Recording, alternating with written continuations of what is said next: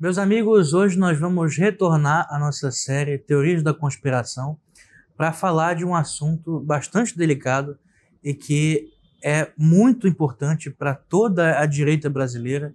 É um assunto que está presente com muita frequência em discussões políticas, tanto em artigos, no ambiente das grandes mídias, também na internet, aqui no YouTube, diversos canais, né, abordam esse assunto, e eu acho que eu tenho uma pequena contribuição para trazer para vocês, especialmente depois que saiu o meu curso sobre a seita dos Illuminati, né, que é o papel das diversas seitas mais ou menos relacionadas com a maçonaria na chamada Nova Ordem Mundial, né, no globalismo, na ideia de constituir um governo mundial, na ideia de ir minando aos poucos as soberanias nacionais e substituí-las por uma autoridade internacional não eleita, formada principalmente por burocratas que teriam o projeto, por assim dizer, de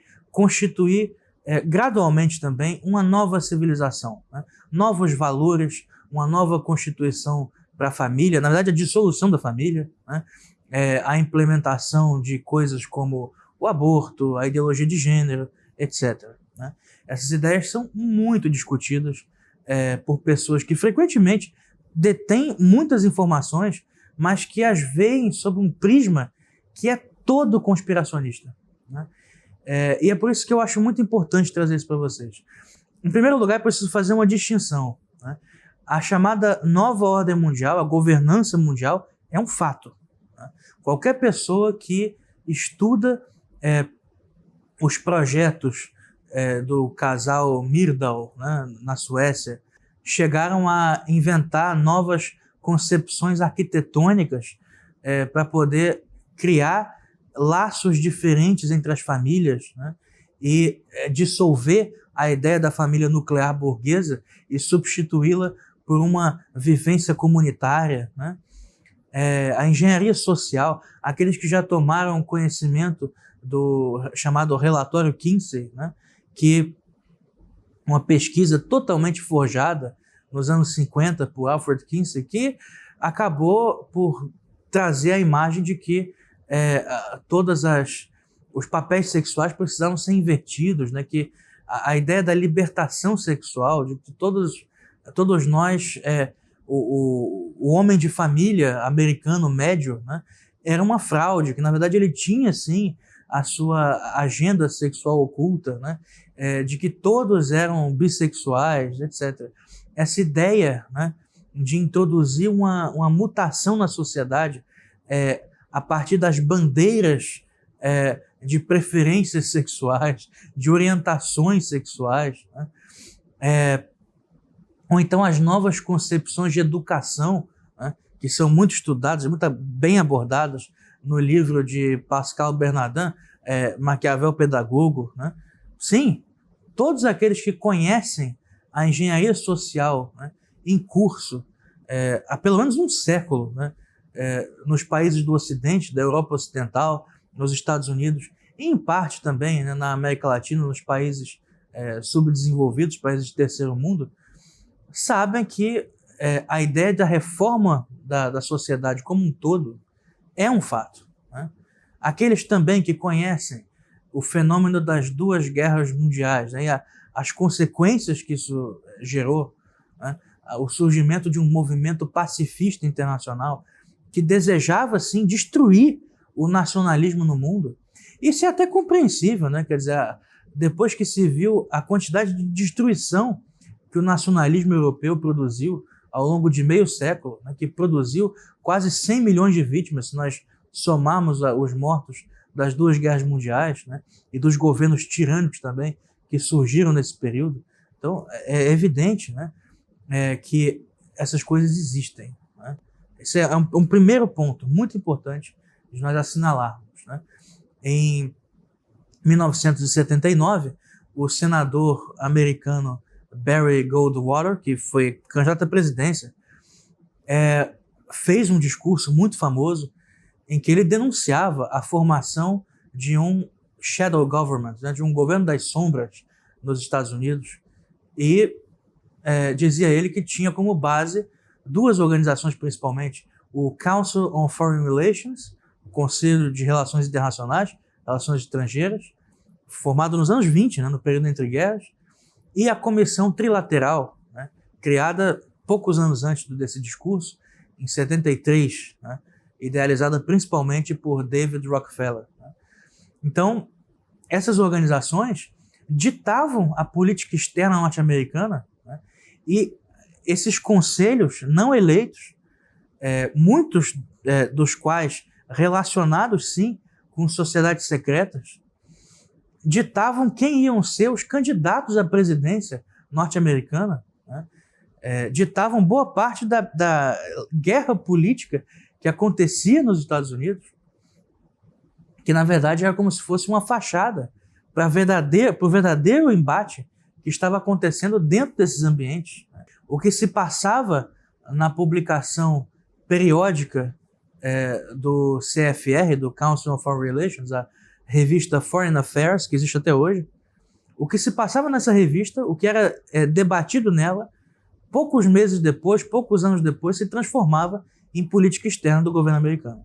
Então, ficava evidente, né, que existia e existe, né, uma espécie de governo das sombras, ou seja, instâncias que não estão diretamente relacionadas com o Estado, né, isso especialmente o Estado norte-americano, mas que tem certo poder sobre ele, né, que tem uma influência determinante, decisiva. Né. Esse fato é incontestável, assim como o fato da engenharia social é incontestável. Agora, existe uma diferença decisiva, né, entre essa concepção e a ideia conspiracionista de que existe uma seita ou um conjunto de seitas que tem todos os governos do mundo nas suas mãos, como se fossem espécies de marionetes. Essa ideia, ela surge no século XVIII, no período ainda da Revolução Francesa, com dois autores que vão gerar duas vertentes diferentes de conspiracionismo que vão ser seguidas, principalmente nos meios católico e protestante, né? Ou mais especificamente na França e no mundo anglo-saxônico, né? No mundo protestante, britânico e norte-americano. O primeiro deles, vocês já conhecem, eu já mencionei para vocês aqui, é o padre Augustin Barruel. Menciono ele em diversos momentos aqui nesse canal, né? Foi uma leitura muito importante para mim, inclusive o meu curso também sobre os Illuminati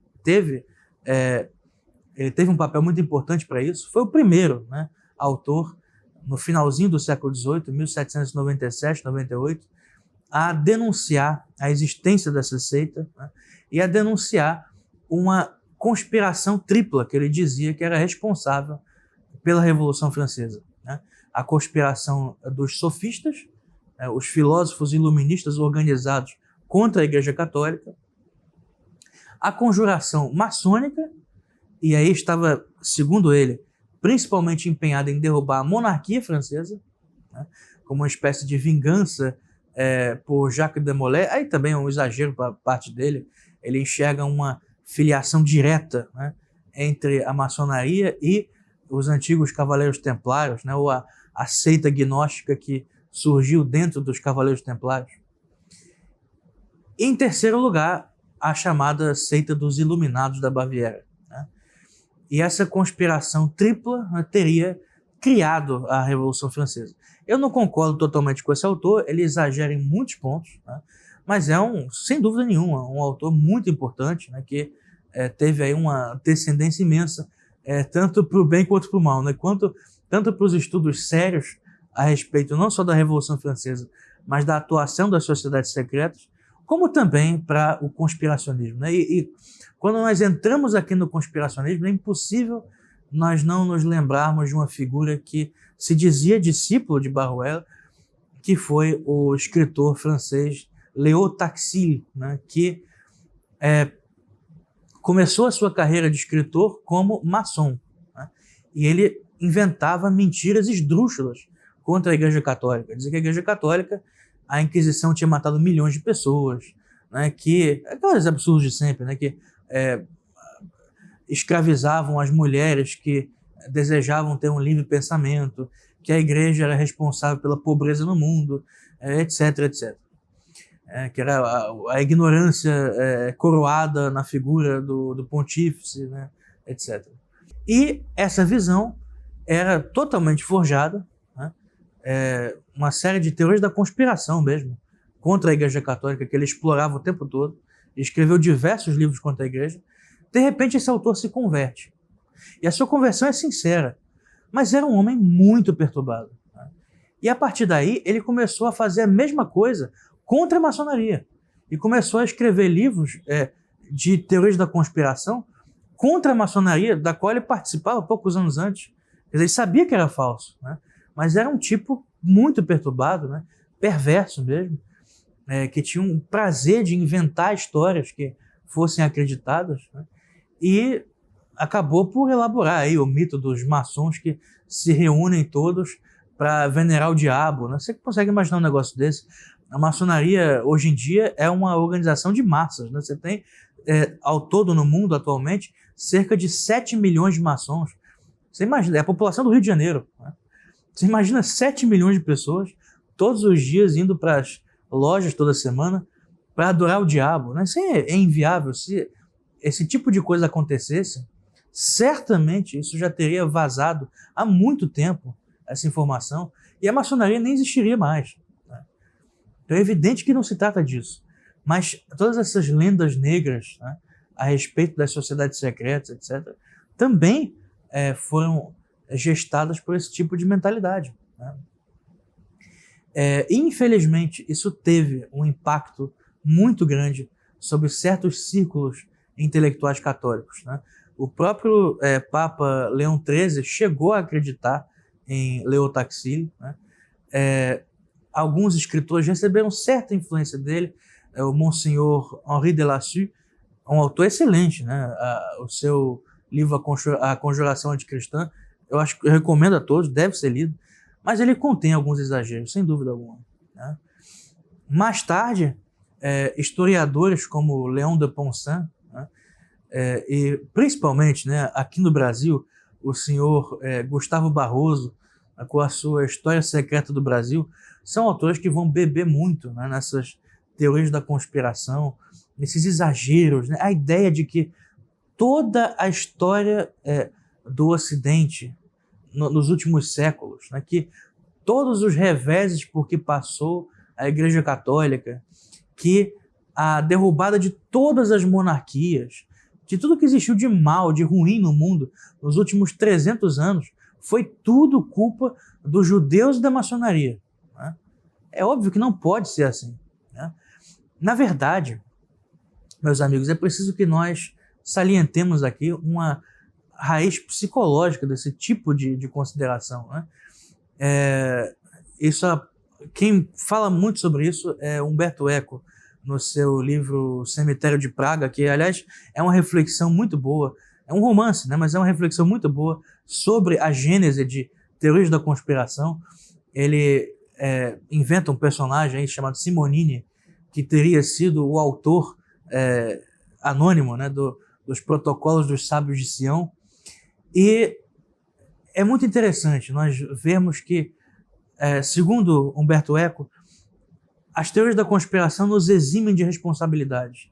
É muito comum grupos populistas, né, grupos de direita e de esquerda, né, mas com uma ênfase mais populista, líderes carismáticos, sempre usarem esse discurso de que eles são vítimas de uma conspiração internacional, de que eles estão reagindo no seu governo, que os fracassos que acontecem ao seu país, ao seu governo, são sempre consequência, como dizia, por exemplo, Benito Mussolini, da plutocracia, né, ocidental decadente, das democracias reacionárias do Ocidente, etc., né? Ou Hitler ia dizer que é uma conspiração judaica internacional, né? Ou líderes comunistas vão dizer que é a conspiração das grandes fortunas, dos grandes banqueiros, dos grandes capitalistas, né? É sempre a ideia de que existe, ou do imperialismo yankee, né, que tanto se fala hoje na esquerda internacional, quer dizer, a ideia de que existem forças que movem o mundo e todos são os líderes mundiais são apenas marionetes nas mãos desses grandes centros de poder ocultos, né, que ninguém conhece. Essa ideia, na verdade, ela justifica os fracassos de governos, né? Ela exime de responsabilidades quaisquer grupos políticos, né, que desejem unir a sua população contra um inimigo comum, né? E isso aí é um prato cheio para qualquer líder revolucionário, para qualquer ditadorzinho, né? Qualquer líder populista. Então, isso realmente existe, né? No Brasil, por exemplo, existe tanto na esquerda quanto na direita, né? A ideia do imperialismo yankee, né? Ou da conspiração globalista, ou da maçonaria, ou dos judeus, isso existe em ambos os lados, né? Quer dizer, é realmente impressionante.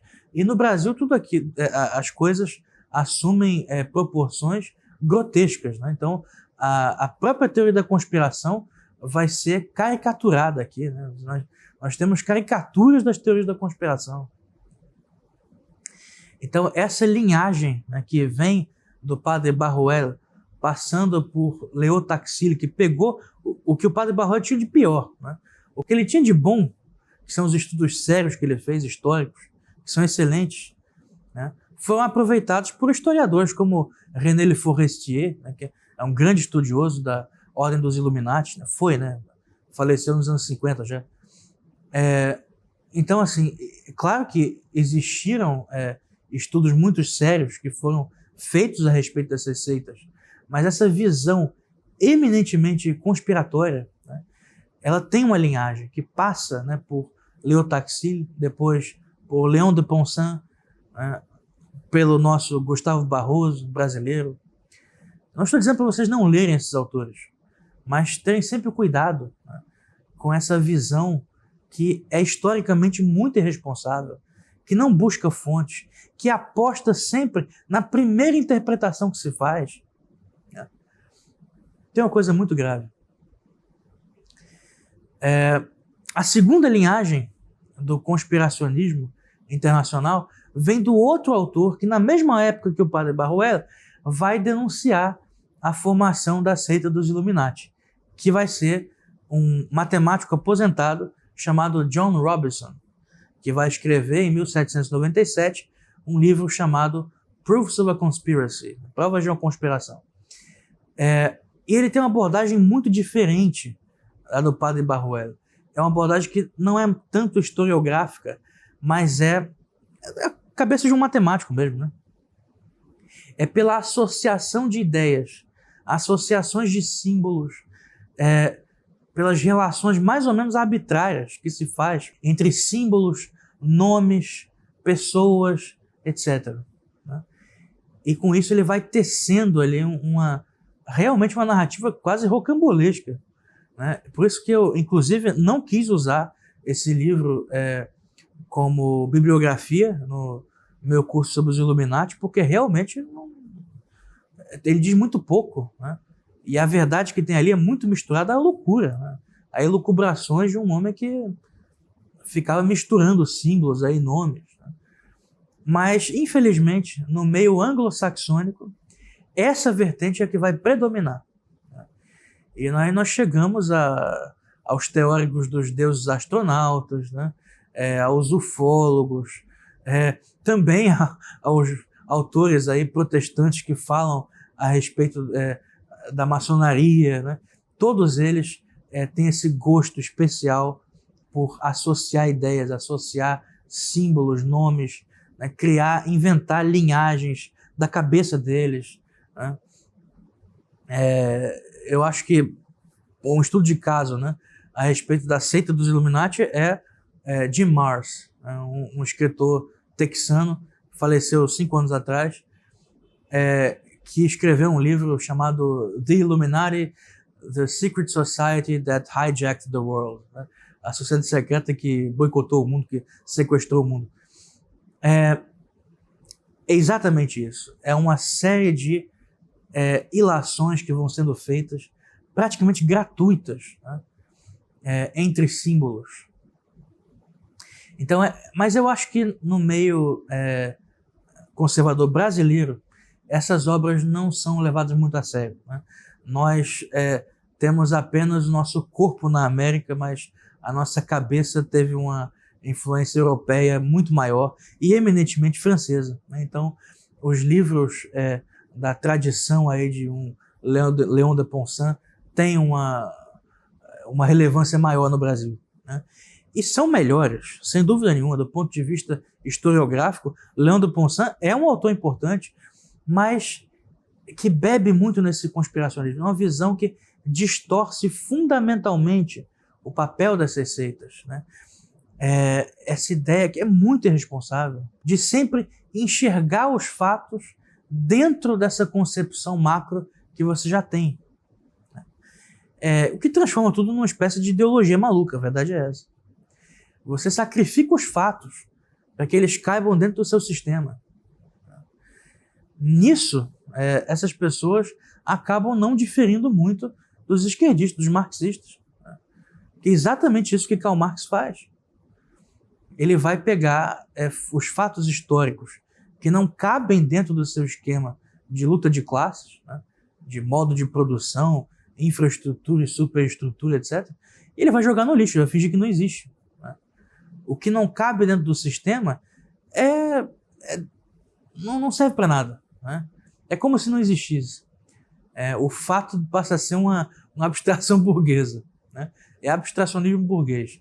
Você dizer um fato histórico que não caiba dentro do sistema, né? E é exatamente por isso que pecam também esses autores. E eu peço a todos vocês que tenham muito cuidado, né, ao estudar o fenômeno da nova ordem mundial, do globalismo, né, para não caírem nesses excessos, de enxergarem, procurarem principalmente os fatos, né, não as interpretações dos fatos. As interpretações frequentemente são feitas por pessoas maliciosas, né, por pessoas que têm a sua agenda política também. Então, não sou partidário de Nietzsche, né, de que existem apenas interpretações e não fatos, né? Existem os fatos e vão primeiro a eles, né? Procurem antes saber o que se passou e depois pensem numa interpretação a respeito disso. Com estudos históricos, é preciso que nós tenhamos muita responsabilidade de ir às fontes primárias, de ler vários autores que têm visões diferentes, né? Às vezes as pessoas são tão ignorantes que elas não fazem ideia da quantidade de livros que existem a respeito de cada assunto, né? A bibliografia é imensa. É imensa. Nós temos que ter muito cuidado com isso, né? Esse conspiracionismo a respeito da nova ordem mundial, na verdade, é algo que acaba por reforçar a própria nova ordem mundial, né? Assim como é muito comum que teorias da conspiração a respeito de certas seitas que têm um papel pernicioso na história, como é a maçonaria, sejam alimentadas pela própria maçonaria, porque interessa a eles isso. Interessava, por exemplo, a seita dos Illuminati que se acreditasse que eles eram a invenção dos jesuítas, né? Que era algo que se dizia na época, que eles eram uma seita inventada pelos jesuítas para se infiltrar dentro da maçonaria e implodi-la por dentro. E não era isso, essa ideia era alimentada, né, por um autor chamado Bonneville, né, Nicolas de Bonneville, um escritor francês pertencente à Ordem dos Iluminados da Baviera, que teve uma importância muito grande lá, e que inventou esse mito da maçonaria jesuítica, né, justamente para poder atrapalhar, né, quaisquer investigações sérias que existissem a respeito dessas seitas, né? A maçonaria, meu Deus, quantas, né, interpretações existem, quantas visões fabulosas, né, ridículas, de que a maçonaria vem do Egito Antigo, né, de que ela vem da Índia, de que ela vem dos ciganos, de que ela vem sei lá de onde, né? que ela vem dos templários mesmo, é verdade que aí você tem, pelo menos do ponto de vista ideológico, né, existe certa continuidade, né, das corporações de ofício, etc. Mas não podemos substituir essas relações entre ideias, né, a factualidade. Então, assim, esses estudos, eles acabaram se popularizando muito. Isso é bom, né? É bom que haja liberdade de informação. Mas, infelizmente, nós chegamos à época em que o homem totalmente ignorante, desprovido de qualquer inteligência, ele acaba por brilhar, né, nos meios virtuais se ele tiver um bom marqueteiro, se ele tiver um bom profissional da área de audiovisual, e isso acaba criando uma loucura muito grande na sociedade, uma desordem muito grande. E isso acontece, infelizmente, em relação à maçonaria, né, aos Illuminati, a ordens que não tem relevância nenhuma, como por exemplo a Ordem Caveira e Ossos, né, que é uma sociedade estudantil que nasceu dentro da Universidade de Yale, né?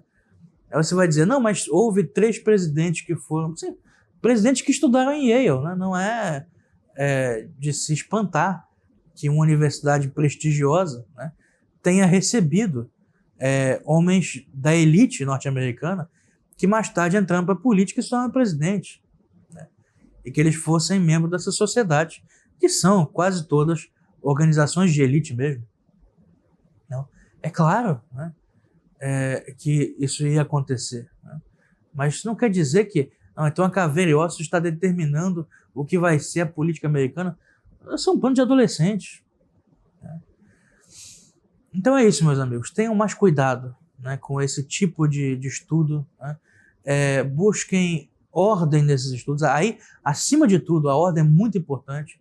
Busquem os fatos, busquem os autores consagrados, e cuidado, né? Cuidado com o que se produz. É muita teoria da conspiração e, infelizmente, isso acaba predominando nos meios virtuais hoje em dia, né? Tomem muito cuidado.